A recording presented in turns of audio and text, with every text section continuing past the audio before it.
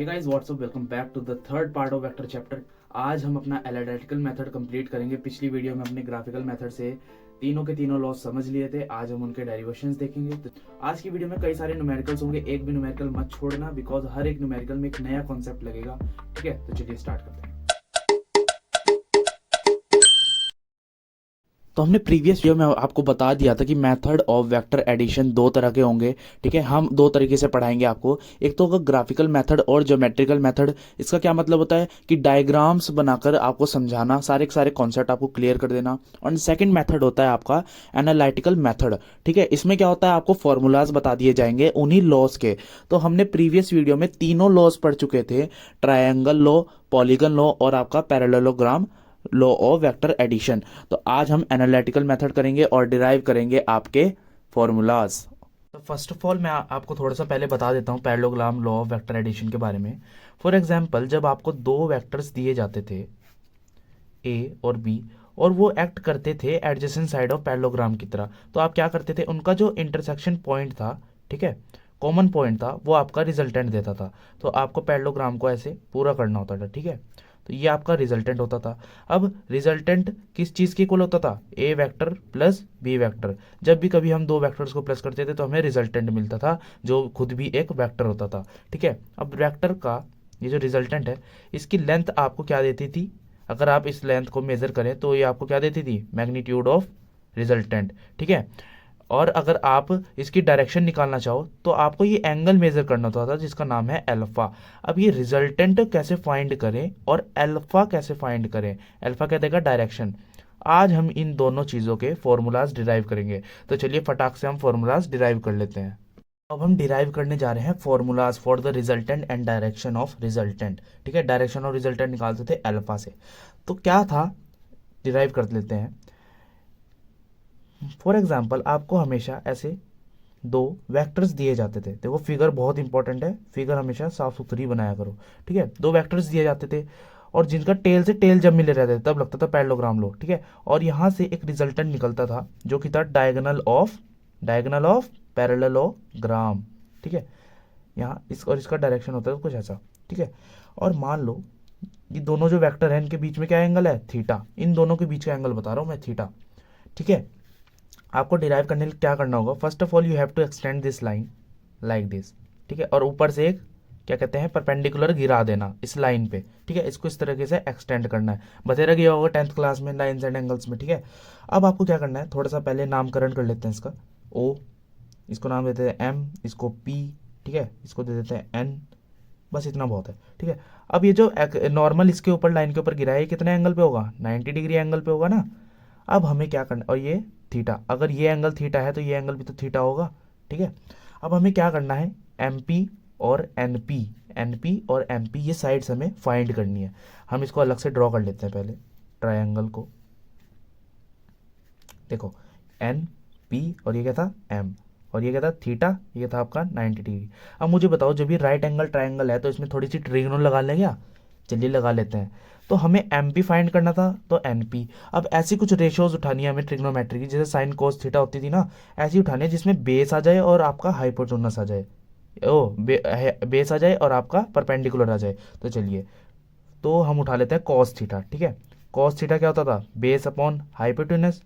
Base क्या है आपका, एम पी, और हाइपोटेनस बताओ, ये है हाइपोटेनस। ये क्या है, अगर ये बी वेक्टर है तो ये भी बी वेक्टर ही नहीं होगा क्या, ये देखो दोनों एडजेसेंट साइड्स है ना, तो ये भी वेक्टर है तो ये भी वेक्टर होगा, तो ये भी आपका बी वेक्टर हुआ। तो नीचे लिखना है आपको बी वेक्टर। ठीक है, तो यहाँ से आपका एम पी की वैल्यू आ सकती है, आ सकती है बड़े आराम से, M P equals to B cos theta. B को मैंने क्या करा, ये उधर भेज दिया। ठीक है, तो आपके पास एम पी की वैल्यू आ गई। अब हमें फाइंड करना है आपका हाई परपेंडिकुलर। ठीक है, ये कैसे फाइंड होगा, यहाँ पर आप साइन थीटा लगा लीजिए, sine theta equals to Pandit Badri Prasad हर हर, ठीक है, भोले। ठीक है, परपेंडिकुलर आपका यहाँ पे आ गया, हाइपोटेनस आपका यहाँ पर आ गया।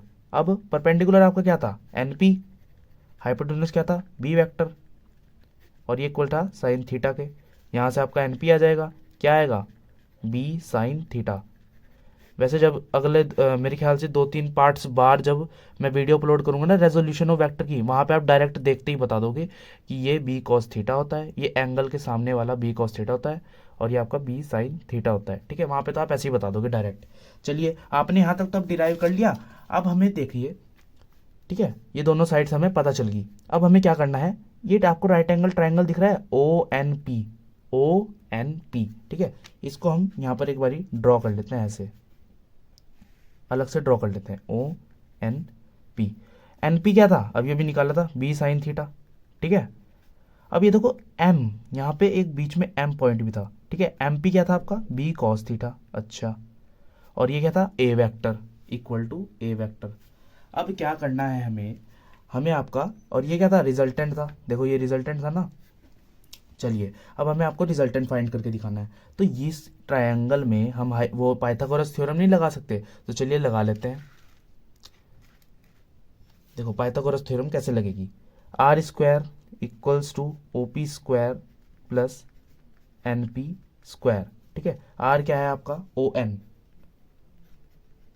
ओ पी क्या है आपका, O P, O P square वैसे ऐसे लिख लीजिए, देखो O M plus M P, इसका whole square plus N P का स्क्वायर, एन पी क्या है, फिलहाल इसको एन पी लिख लेते हैं। ठीक है, अब हमें वैल्यूज रखनी है, ओ एन की वैल्यू क्या है, आर, इसका स्क्वायर, ओ एम क्या था आपका, ए वेक्टर।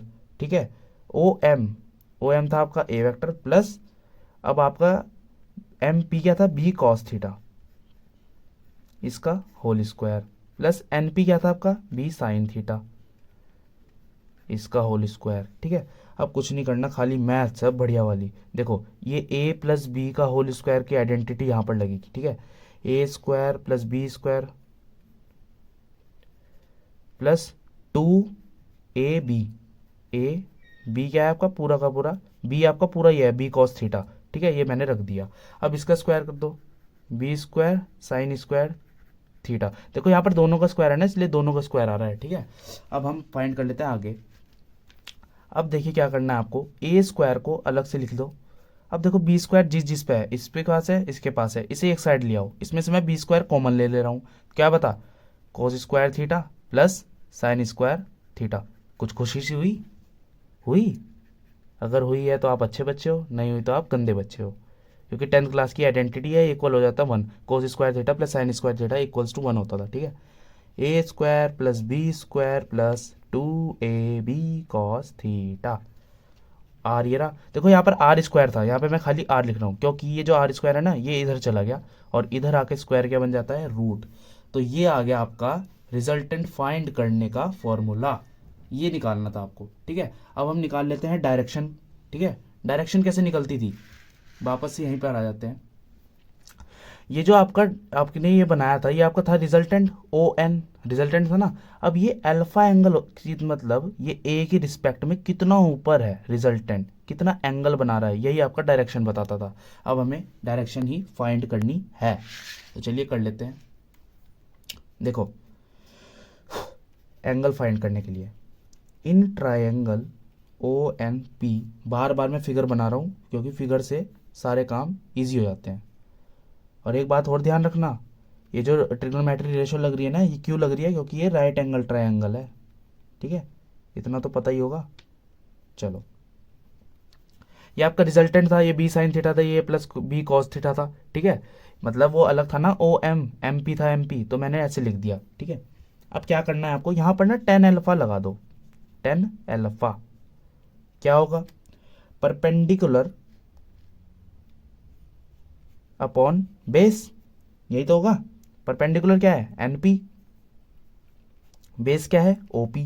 ठीक है, एनपी किसके इक्वल है, बी साइन थीटा के, ओपी किसके इक्वल है, ओपी ए प्लस बी कॉस थीटा के। लो भाई, तुम्हारा आपका एंगल का भी फॉर्मूला आ गया। कहीं जगह तुम्हें ऐसे भी लिखा हुआ दिखेगा, देखो ऐसे, alpha equals to tan inverse B sine theta upon A plus B cos theta. ऐसे लगा ही देगा। अगर आपने इन्वर्स ट्रिग्नोमेट्रिक फंक्शन चैप्टर पढ़ लिया है तो आपको क्लियरली समझ में आ जाएगा। अगर नहीं पढ़ा है ना, आज मैं एक लिंक दूंगा नीचे इन्वर्स ट्रिग्नोमेट्रिक फंक्शन देखने के लिए, वहाँ से आप देख सकते हो। ठीक है, ये आपको कई जगह ऐसे भी दिखेगा। तो आपका एंगल के लिए ये फॉर्मूला है और रिजल्टेंट के लिए ये फॉर्मूला है। बस यही था आपका डेरिवेशन। अब कर लेते हैं कुछ क्वेश्चंस।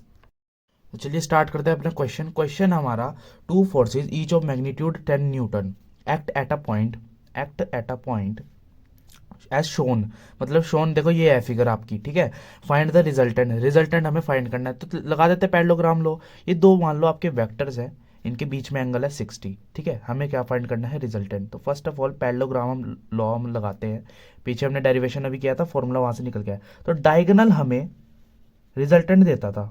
ठीक है, डायगोनल की लेंथ हमें मैग्नीट्यूड देता था रिजल्टेंट का। और डायगोनल का ये जो एंगल, जितने एंगल पे होता था ना नीचे रिस्पेक्ट टू इस वेक्टर के रिस्पेक्ट में कितने एंगल पर होता था, जिसे हम कह देते हैं अल्फा, वो आपका डायरेक्शन देता था। ठीक है, तो चलिए स्टार्ट करते हैं। कुछ नहीं, हमें खाली फॉर्मूला लगाना है जो अभी हम सीख के आए हैं। R square equals to A square plus B square plus 2ab cos theta. ठीक है, बस ये हमें फॉर्मूला लगाना था। आर स्क्वायर अभी हमें नहीं पता, वही तो निकालना है। ए का स्क्वायर मतलब 10 का स्क्वायर, कितना हुआ 100। बी का स्क्वायर 100, क्योंकि बी हमारा 10 न्यूटन है। ठीक है, और 2, ए क्या है आपका 10, बी क्या है आपका 10 इंटू 10 कॉस थीटा। अब यहाँ पर कौन सा थीटा रखना होता है, देखो ये 60 डिग्री जो आपको गिवन है, आपको यहाँ पर वो रखना होता है। दो वेक्टर्स के बीच का एंगल यहाँ पर आपको रखना होता है। ठीक है, तो cos 60। अच्छा, अब यहाँ पे ना आपको cos 60 की वैल्यू याद होनी चाहिए, तभी आप कर पाओगे। ठीक है, 200 प्लस 2 इंटू 10 इंटू 10 100, 200 अब इंटू 6, मतलब cos 60 की वैल्यू क्या होती है, हाफ। अच्छा, ठीक है, कितना आ गया 300। ये आपका आ गया मल्टीप्लाई करके। अब आपको क्या करना है, आर रूट इधर आ जाएगा, आर स्क्वायर था ना, देखो इधर आर स्क्वायर था, आर का स्क्वायर का इधर आ जाके वो क्या हो जाएगा रूट। 300 का रूट क्या होगा, ये होगा आई थिंक 2√3। निकाल लेना भाई, रूट नहीं मैं निकाल के दिखाऊंगा, ये बहुत छोटी चीज़ थी। तो आपका रिजल्टेंट का मैग्नीट्यूड आ गया। अच्छा, अब आपको डायरेक्शन फाइंड करनी थी, तो डायरेक्शन हम फाइंड कर लेते हैं। देखो डायरेक्शन की क्या फॉर्मूला था, tan alpha equals to B sine theta plus A B cos theta. ये था आपका फॉर्मूला। ठीक है, चलिए अब आपका बी क्या था, 10 था, साइन थीटा मतलब साइन 60 डिग्री एंगल था ना। अब ए क्या था आपका 10, बी भी आपका 10 था, और कॉस 60। इसे आपको सोल्व करना है खाली। साइन 60 की वैल्यू, ये वैल्यूज ना आपको याद रखनी होंगी। अगर नहीं आती तो मैं टेबल की भी टेबल कैसे बनाते हैं वो भी आपको, उसका एक लिंक नीचे डाल दूंगा वीडियो का, वहां से देख लेना। ठीक है, अब cos 60 की वैल्यू क्या आती है, हाफ। इसे सॉल्व करना है, 2 5 ठीक है, 5√3 आ गया। ये क्या आ गया 5 इंटू 15 इंटू 10 प्लस 5। ठीक है, इसे सॉल्व करना है आगे, फर्दर सॉल्व करो। देखो 15 है, सॉरी 5 है, 5। ठीक है, यहाँ 2 5 जगह है ना, और ये क्या था यहाँ पर प्लस है, प्लस। ठीक है, चलिए 5√3 अपॉन 15, तो देखो क्या आ गया 15√3, 5 1 जा 3 जा √3। अब ये जो 3 है इसको मैं ऐसे लिख सकता हूँ, √3 इंटू √3, √3 इंटू √3 क्या होगा 3 होगा। तो एक √3 क्या 1/√3। अब ये सब किसके को लाता है, टेन अल्फा के ना। तो अब यहाँ पर भी एक ट्विस्ट है, टेन अल्फा इक्वल्स टू, अब ये 1√3 कौन से 10 की वैल्यू होती है, 10 30 की वैल्यू होती है ये। तो मैंने सिंपली ऐसे रख दिया। अब ना ये 10 से 10 हमें कभी भी काटना नहीं होता, यहाँ डायरेक्ट आपको ऐसे लिखना है।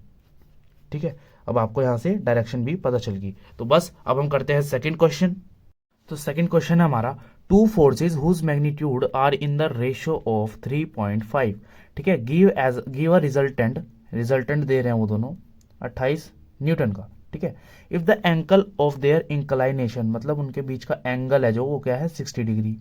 Find the magnitude of each of force, magnitude बताना है ईच ऑफ फोर्स के। ईच ऑफ फोर्स मतलब आपके पास मान लो दो फोर्स हैं ए और बी, या फिर F1 और F2, जिनके बीच का रेशो क्या है F1/F2 क्या है 3:5, ऐसे ही तो होगा। अब ये जो 3:5 है ये कुछ कटिंग करके आया होगा। ठीक है, ये एक्चुअल में F1 3 तो होगा नहीं और F2 5 तो होगा नहीं। ठीक है, तो हम लेट कर लेते हैं F1 हम लेट कर लेते हैं 3x और F2 हम लेट कर लेते हैं 5x। ठीक है, ये कुछ हमने एज्यूम कर लिया कि F1 ये है, F2 ये है। अच्छा, इनके बीच का रिजल्टेंट जो मिला वो ये है, थीटा आपको दे दिया 60 डिग्री। अब हम फॉर्मूला वही लगाते हैं। देखो आपको फॉर्मूला ही तो पता है और आप क्या कर सकते हो इसमें, तो डायरेक्ट फॉर्मूला लगाया करो। ठीक है, F2 का square plus 2 F1 F2 cos theta. Parallelogram लो है ये, फिगर भी बनाऊं क्या? देखो ऐसे होगा कुछ। ठीक है, 60 डिग्री इसके बीच का एंगल है, ये ऐसे रिजल्टेंट है, ये आपने पूरा कर दिया पैरेललोग्राम लो। बस ये आपको निकालना है इन दोनों का मैग्नीट्यूड। ये F1 है, ये F2 है, इन दोनों के बीच का मैग्नीट्यूड, इन दोनों का मैग्नीट्यूड आपको निकालना है। तो कैसे निकालेंगे? R1 आपको गिवन था 28, 28 का स्क्वायर हो जाएगा यहाँ पे। F1 कितना था? F1 3x का होल स्क्वायर। F2 कितना था? 5x का होल स्क्वायर प्लस 2F1 कितना था? 3x। F2 कितना था? 5x cos theta. पिछले क्वेश्चन में बताया था थीटा क्या होता है? इन दोनों के बीच का एंगल, दोनों के वेक्टर के बीच का एंगल, जो क्या है 60 डिग्री। चलिए अभी ना इसकी स्क्वायरिंग खोलना मत, देखो आगे ना चमत्कार होते हैं कई सारे। ठीक है, तो क्या होगा? ये 9x स्क्वायर हो जाएगा, ये क्या होगा? 25x स्क्वायर हो जाएगा, ये क्या होगा? 2 3 ज़ा 6, या फिर रुक जाओ 3 5 ज़ा 15 कर लो, इतना कर लो, चलो 15x स्क्वायर। तो एक्स एक्स को भी तो होगा। cos 60 की वैल्यू क्या होती है जल्दी बताओ? हाफ। ठीक है, अभी 2 से 2 गया, चलिए 28 का स्क्वायर बचा इक्वल्स टू 9x स्क्वायर। देखो 9x square plus 25x square plus 15x square कितना हो जाएगा? 9 प्लस 25 34 प्लस 15 49 एक्स स्क्वायर। अब ये आ गया। ठीक है, दोनों तरफ स्क्वायर है, स्क्वायर से स्क्वायर कट जाएगा, या फिर दोनों तरफ आप रूट ले लो। ठीक है, वही सेम बात है यार। अब ये जब स्क्वायर से दोनों तरफ रूट लोगे ऐसे, तो ये स्क्वायर से ये तो कट गया और ये स्क्वायर से ये कट गया, अंदर क्या करेगा? 49, क्योंकि इसका थोड़ी ना था। अब अगर आप इसको 49 को ऐसे ऐसे लिख सकता हूँ मैं। ठीक है, अब इसका रूट कर दूँ, ये कट जाएगा, तो क्या आएगा? 28 इक्वल्स टू 7x। ठीक है, अब क्या करना है? 7 4 जा, तो x क्या आ गया आपका? 4। ठीक है, अब आपका देखो वापस से ऊपर आते हैं हम। देखो F1 आपका कितना गिवन था? 3x। तो x की जगह अब आप 4 रखेंगे तो क्या आएगा? 3 4 जा 12, और ये x की जगह 4 रखेंगे तो क्या आ जाएगा? 5 4 जा 20। तो दोनों का आपका मैग्नीट्यूड पता चल गया। बस यही था आपका क्वेश्चन। अच्छा क्वेश्चन था ना? तो अब आपके पास आते हैं कुछ स्पेशल केसेस। ये स्पेशल केसेस किसके लिए हैं? ये जो आपने पैरेललोग्राम लॉ का ये फॉर्मूला पढ़ा ना, R equals to A square plus B square plus 2ab cos theta. ये जो cos थीटा है, यहाँ पर अगर थीटा 0 डिग्री हो, 180 डिग्री हो या 90 डिग्री हो, इसके हमें केसेस पढ़ने हैं। तो चलिए स्टार्ट करते हैं अपने केसेस। तो हमारा पहला केस है when two vectors are acting in a same direction then theta is 0। तो चलिए वीडियो समझते हैं। चीजें ना आपको पता होनी चाहिए, जो अगर आप पहली वीडियो से मेरे साथ हो ना तो आपको पता होनी चाहिए, मैंने बताया था। अब देखो, जब दो वेक्टर्स सेम डायरेक्शन में एक्ट कर रहे हैं, सेम डायरेक्शन है ना दोनों की, ये ए वेक्टर मान लो, ये बी वेक्टर मान लो, तो इनके बीच में क्या एंगल होगा भाई? 0 ही तो होगा। दो लाइन के बीच का एंगल बताना जरा, वो पैरेलल हो। 0 ही नहीं है, इनके बीच तो कुछ एंगल ही नहीं बन रहा। अगर मैं इसको पैरेलल शिफ्ट करके, मान लो ये वेक्टर है, इसको पैरेलल शिफ्ट करके बी को पहले आगे ले आऊँ फिर ऊपर ले जाऊँ, तो इसका रिजल्टेंट कुछ ये होगा। अब अगर मैं इसका रिजल्टेंट फाइंड करता हूँ तो क्या आएगा? A square plus B square plus 2ab cos theta की जगह क्या आएगा? 0, बिकॉज दो वेक्टर के बीच का एंगल ही तो हमें यहाँ लिखना होता है, जो कि है ही नहीं कुछ भी, तो 0। अब cos 0 की वैल्यू क्या होती है? 1 होती है cos 0 की वैल्यू, याद रख लेना। ठीक है, अब ये कुछ आपका ऐसे हो जाएगा, A square plus B square plus 2ab। अब जरा मैथ में अगर आप ठीक हो तो आपको पता चल गया होगा देख के ये क्या हो जाएगा। ए प्लस बी की आइडेंटिटी नहीं है खुली हुई, ए प्लस बी का होल स्क्वायर क्या होता है? A square plus B square plus 2ab। हमने इसको बांध कर लिख दिया, अब स्क्वायर से रूट कट जाएगा तो आर क्या आ गया आपका? ए प्लस बी। अब ये जो आपका रिजल्टेंट की वैल्यू आई है ना, ये ए प्लस बी, इसी वैल्यू को हम क्या देते हैं? Maximum value. जो आपकी रिजल्टेंट की मैक्सिमम वैल्यू होगी ना, वो अगर आप ए प्लस बी करोगे तो आपकी मैक्सिमम वैल्यू आ जाएगी। ठीक है, अब हम बात करते हैं सेकंड केस की। सेकंड केस क्या कहता है? When two vectors are acting in opposite direction. अब देखो, एक ये वेक्टर हो गया ए और एक ये वेक्टर हो गया बी। ठीक है, दोनों अपोजिट डायरेक्शन में है ना, दोनों एक इधर जा रहा है एक इधर जा रहा, तो इनके बीच का एंगल क्या होगा? ये होगा ना, ये क्या है? 180 डिग्री। तो बस अब हमें इसे फाइंड करना है। आर स्क्वायर इक्वल से इनका रिजल्टेंट फाइंड करना है, A square plus B square plus 2ab cos cos cos cos 180 degree, क्योंकि ए स्क्वायर ए वेक्टर और बी वेक्टर के बीच का एंगल हमें यहाँ लिखना होता है ना। अब कॉस 180 की वैल्यू याद रखना क्या होती है, -1। देखो ये सब चीज़ें याद करते चलो, अगर आप 11th में नए आए हो तो आपको ये चीज़ें याद ही करनी पड़ेगी, क्योंकि क्वाड्रेंट रूल अगर पढ़ लिया है तो याद करने की कोई ज़रूरत नहीं है, ठीक है। चलिए अब ए स्क्वायर प्लस बी स्क्वायर, अब देखो 2ab cos 80 की वैल्यू क्या बताई, -1, तो ये माइनस का साइन आ जाएगा। अब रूट इधर आ गया, आर की वैल्यू आपकी ये आ गई। अब ये भी कुछ जाना पहचाना तो लग ही रहा होगा, a माइनस बी का होल स्क्वायर नहीं है, ये होल स्क्वायर है ना। चलिए अब क्या है, ये स्क्वायर से रूट कट जाएगा, r equals to A minus B. अभी जो a माइनस बी आपका वैल्यू आया ना, ये क्या देगा आपका, मिनिमम वैल्यू ऑफ रिजल्टेंट, ठीक है। ये मिनिमम वैल्यू देगा ऐसे, ठीक है। अब इसको थोड़ा और अच्छी तरीके से समझते हैं, चलिए। तो ये क्या था, maximum value of resultant is equal to the sum of two given vectors. मतलब अगर आपको दो वेक्टर्स दिए जाते हैं, आप उसका सम करेंगे ना वेक्टर लॉ ऑफ एडिशन के द्वारा, ठीक है, तो a प्लस बी आपका मैक्सिमम वैल्यू देगा और a माइनस बी आपका मिनिमम वैल्यू देगा।